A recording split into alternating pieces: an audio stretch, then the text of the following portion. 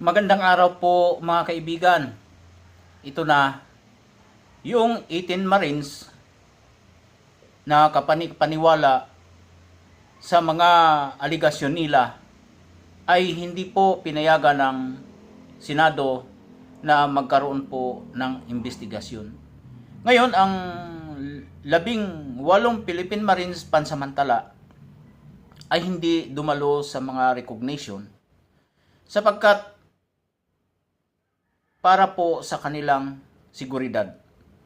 Dahil sa sila po ay napag-iinitan na. Alam nyo naman po kung sino ang tinutukoy natin. Dahil sila po ay sinupina ng NBI, kinasuhan na po sila ni Senator Trillanes, o dating Senator Trillanes. Kaya sila po pansamantala ay nagtatago muna.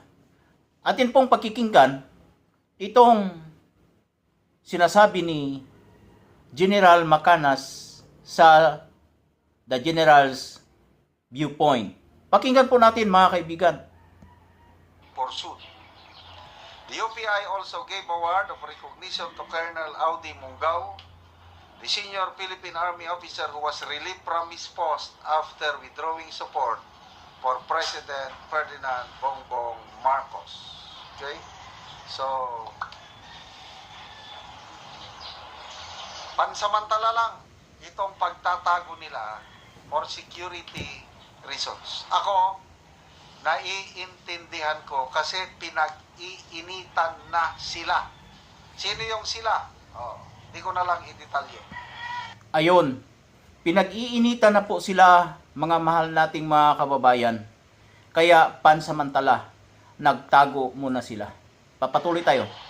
Dahil nabulabog na sila nang dahil sa expose itong Brave 18, sa opinion ko lang, obserbasyon ko, maraming taong bayan mas marami ang taong bayan na naniniwala sa kanilang expose.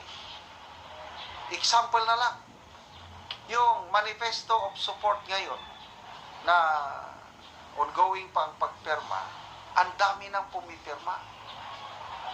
Hindi lang mga retired military and uniform personnel, pati na ang mga dating combatants ng MNLF and MILF pumipirma na rin. Biro mo mga kaibigan, yung MNLF at saka MILF, dati magkasama po yan ang mga yan. Ngayon, nagkaroon po sila ng kanya-kanyang faksyon. Kalaban po yan sila ng gobyerno at dati nagkakaharap po ang mga yan, yung mga retired general at yung mga dating kumbatant ng MILF at MNLF, magkalaban po yan. Nagkakaharap sila sa digmaan. Ngayon, tila nagkakaisa na sila para po sa isang layunin sa pagsuporta po sa pagpirma ng manifesto, pagsuporta sa mga 18 Marines. Dating magkaaway, mga sundalo. Opo, dating magkaaway mga mo. kapatid nating Muslim na lumaban dahil sa secessionist movements. Ngayon, magkasama na silang pumirma sa isang manifesto. Ang dami na hindi na mabilang. Ito, para sa akin, palatandaan na kapani-paniwala, there is credibility in their testimonies. Salungat sa sinasabi ni Senator Lacson na lacking in believability nang dahil lang sa nag-awol sila, nang dahil lang sa na dishonorable discharge sila, hindi mo na paniwalaan.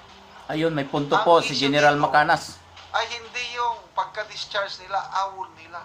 Ang issue dito is nagtrabaho sila kay Saldico sa matagal-tagal na panahon at kung ano yung nakita nila, na-experience nila sa pagdi-deliver ng maleta, pera ng taong bayan, dinideliver sa mga opisyalis sa gobyerno, starting from the president down, nakaka-dismaya. Although these are allegations, dapat sana imbestigahan. Kailang ang nangyari, wala na. Kibit balikat na lang, dead ma. Wala daw, hindi dapat pansinin. Totoo po yun. Ngayon, naghain po ng resolusyon si Senator Amy Marcos na para magkaroon po ng investigasyon sa Senado, ngunit hindi po sinang-ayunan, hindi po pinayagan. Bakit? Kasi po, pagka humarap yung 18 na yon sa investigasyon, marami po marahil ito, opinion ko lang. Una, tatakot si Soto dahil siya naman po ang magpapasya kung itutuloy ang investigasyon o hindi. Ikalawa, si Lacson dahil siya ang pro tempore na majority leader, pati si Erwin Tulfo, yung mga Tulfo. Sila po ang pumipigil dahil isa po ang dugtong ng bituka nila. Matatandaan na sinabi po ng 18 Marines na nag-deliver sila sa opisina ni Senador Tito Soto sa opisina sa Baclaran. Doon sa Baclaran po nag-opisina ang school bukol na Senate President. Ngayon, ipagpatuloy po natin mga kaibigan. Arsuela lang daw. O di, sige, wala kaming magagawa kung ayaw ng Senado, ayaw ng ang ombudsman naman, sinasabi, sige, imbestigan namin. Basta mag-submit kayo ng individual affidavit. Kaya lang ang daming sinasabi. Ang sinasabi, ganito nakalala ang ating pamahalaan ngayon bilang isang ordinaryong mamamayan. Isa tayo sa naghahanap ng katotohanan about sa flood control project. Yung buwis ng taong bayan na napunta sa mga maling kamay. Dahil siguro, hindi natin alam, ito, opinion lang po ito. Lahat ba sila, yung nagtatakipan na yan, ay nakatikim ng pera ng taong bayan? Isa pa, bigyan po natin ng opinion. Dahil kino-cover up nila ang nasabing napakabigat na usapin. Minamadali nila ang impeachment ni BP Inday Sara sa Kongreso. Dahil bakit kanyo?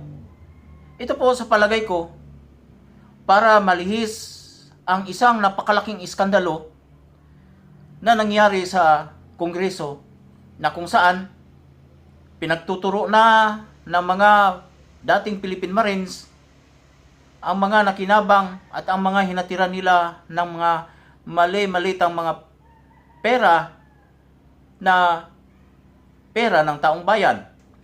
Ngayon po mga kaibigan, para hindi po sila masabit sa ganoon kalaking iskandalo at hindi po masira ang kanilang kredibilidad. Speaking of kredibilidad, pati si Terry Ridon nga, ang sabi niya, irrelevant daw po. Hindi daw pwede kasi may mga kaso ng awol ang mga Marines. Hindi po pwede yun. Labas yung pagka-awol ng mga Marines. Nagtrabaho sila ng matagal kay Saldico, mga kaibigan. May mga video pa nga na naghahatid sila ng pera. Kinakarga nila sa helicopter.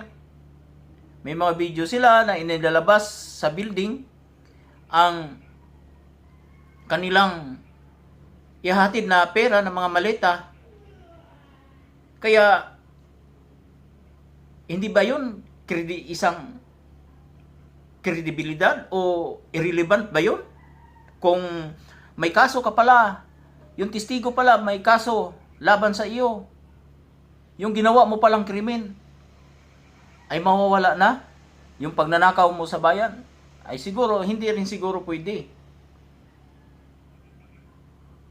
Kaya, ngayon, gumugulong na ang impeachment ni VP Sara. Binibigyan po siya ng 10 days para sagutin ito. Balik po tayo sa 18 Marines. Kahanga-hanga po ang katapangan nila. Sapagkat ito po sila, may pamilya din. At hindi po nila inalintana ang kanilang kapahamakan. Dahil alam po natin may consequences po ito. May matatanggap po talaga silang premyo nito sa ginawa nilang paglalahad ng katotohanan sa harap ng bayan. Ngayon mga kaibigan, kung mangyari na iimbestigahan sana ito, kagaya din po ng ombudsman, na sige, imbestigahan namin yan, pero magsasubmit kayo ng individual na affidavit, ay hindi siguro po pwede yun kasi isa-isa ko questionin.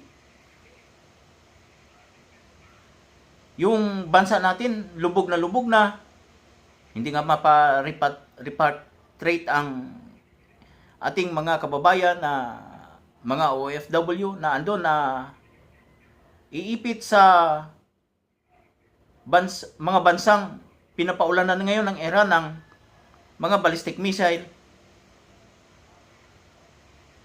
Siguro, ang daming dahilan ng Pangulo, baka wala pong pondo ang Pilipinas ngayon. Kasi ang iniisip ng Pangulo ngayon, hindi ang OFW, kundi ang remittances. Kung paano lumubo ang remittances ng ating mga manggagawang Pilipino.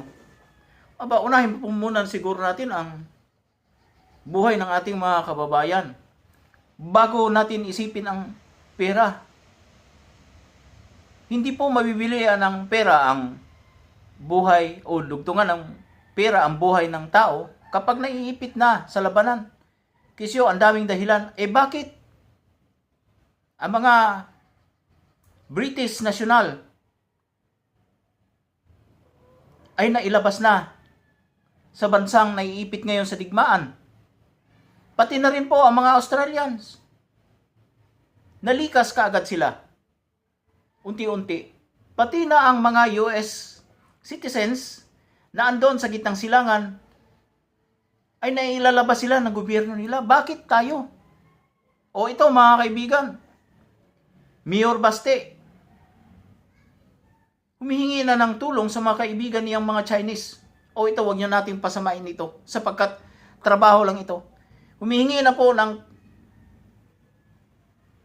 tulong sa mga kaibigan nating mga incheck, si Mayor Baste, para lang mailikas ang mga trabahante, ang mga bumubuhay sa Pilipinas na mga OFW mula po sa nasabing mga bansa. Mga kaibigan, maraming salamat po sa panonood at sana po suportahan po ninyo ang aking channel. Sana po paki-like at paki-subscribe po dahil nais ko po na makatulong po sa mga matatanda, mga senior citizen. Yun naman po, maraming salamat po.